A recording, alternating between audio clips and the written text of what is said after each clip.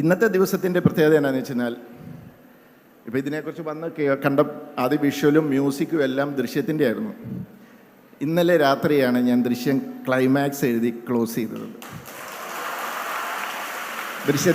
ദൃശ്യം 3യുടെ first draft എഴുതി അത് ക്ലോസ് ചെയ്ത് ഇത്ര നാളും അതിൻ്റെ ഒരു ടെൻഷനിലായിരുന്നു. കാരണം ഞാൻ 2 പടം, മിറാഷ് എന്ന് പറഞ്ഞ ആസിഫ് അലിയുടെ ഒരു പടം ഷൂട്ട്, അത് കഴിഞ്ഞിട്ട് പല ദിവസത്തേക്കുള്ള ഈ ഷൂട്ടിങ്ങിൻ്റെ ഇടയ്ക്ക് എല്ലാ ദിവസവും രാവിലെ 3:30 എഴുന്നേറ്റിരുന്ന് എഴുതി. അങ്ങനെ ഒരു സ്ട്രഗിളായിരുന്നു. And mentally and physically I was really tired.